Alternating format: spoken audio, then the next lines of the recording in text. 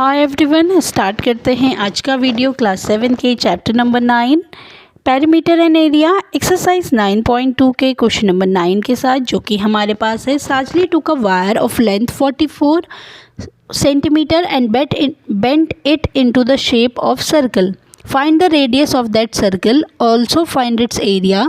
If the same wire is bent into the shape of square, what will be the length of each of its sides? Which figure enclose more area, the circle or the square? Take pi is equal to 22/7. Question में हमें given है कि साजली ने एक wire ली जिसकी length 44 centimetre थी और उसको बेंड कर दिया in the shape of circle. अब हमें उस सर्कल की रेडियस फाइंड करनी है, उसका एरिया फाइंड करना है.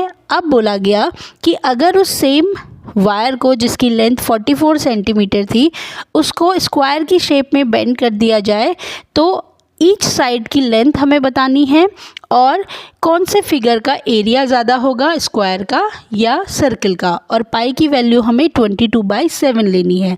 तो लेट ये एक वायर है जिसकी लेंथ 44 सेंटीमीटर है. इससे बनाया गया एक सर्कल, ये है सर्कल. तो अब इस वायर को मोड़ के सर्कल बना दिया गया. अब ये जो वायर था इसने इस तरीके से ये वाला सरफेस कवर किया है, ये जिसे कि हम सरकमफेरेंस बोलते हैं. तो length of the wire is equal to circumference of the circle. तो हम लेंथ ऑफ द वायर हमारे पास कितनी गिवन थी, लेंथ ऑफ वायर जो कि 44 सेंटीमीटर गिवन थी. अब यही जो लेंथ ऑफ द वायर है वो सरकमफेरेंस ऑफ द सर्कल बन गई. तो length of the wire is equal to circumference of the circle. तो it means circumference of circle भी हमें गिवन है. तो circumference of circle is equal to length of wire जो कि किसके इक्वल है, 44 सेंटीमीटर के इक्वल है. अब सरकमफेरेंस ऑफ द सर्कल होता है 2πr और ये गिवन है सरकमफेरेंस 44 सेंटीमीटर. पाई की वैल्यू हमें बोला है कि 22/7 हमें लेनी है. यहाँ से हम रेडियस फाइंड कर लेंगे.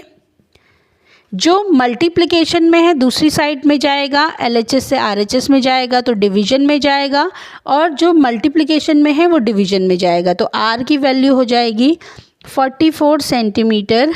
7 डिवीजन में था, मल्टीप्लिकेशन में गया, और जो मल्टीप्लिकेशन में था वो डिवीजन में आ जाएगा.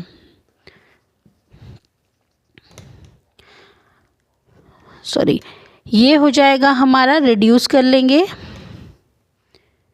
आर की जो वैल्यू आई वो आई 7 सेंटीमीटर. तो रेडियस ऑफ द सर्कल हमारा फाइंड हो गया 7 सेंटीमीटर. अब हमारे पास आया radius of the circle 7 centimetre. हम अब रेडियस की हेल्प से क्या फाइंड कर सकते हैं, एरिया.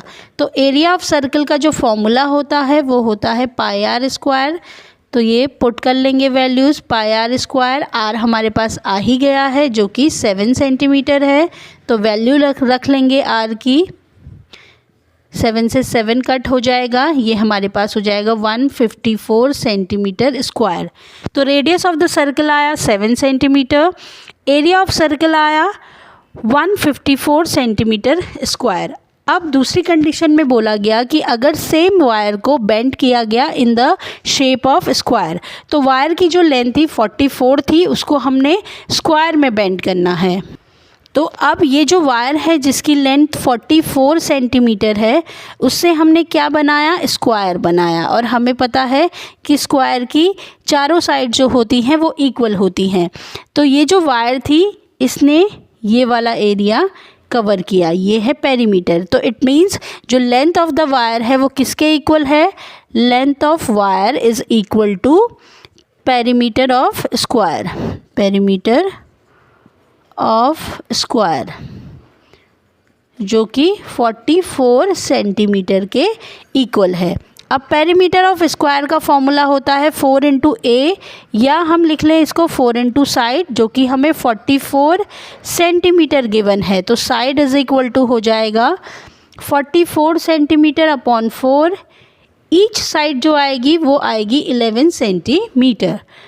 स्क्वायर की ईच साइड होगी 11 सेंटीमीटर। तो length of the each side I 11 centimetre. अब हमें बताना है कि दोनों में से किसका एरिया जो है ज़्यादा है। तो अब हम एरिया ऑफ स्क्वायर भी फाइंड कर लेंगे। एरिया ऑफ स्क्वायर हमारे पास होता है साइड का square, means side into side. Side into side जो होता है एरिया ऑफ स्क्वायर होता है। तो ये हो जाएगा 11 सेंटीमीटर इंटू 11 सेंटीमीटर। ये हो जाएगा हमारे पास मल्टीप्लिकेशन करने के बाद 121 सेंटीमीटर स्क्वायर। अब ये तो आया हमारा एरिया ऑफ स्क्वायर जो कि 121 है, और एरिया ऑफ सर्कल हमारे पास था कितना 154 centimetre square. Area of circle हमारे पास कितना था 154। Area of circle is equal to 154 centimetre square. तो हमें क्वेश्चन में पूछा गया है कि कौन से फिगर का एरिया जो है ज़्यादा है। तो ये हो जाएगा circle encloses more area than square.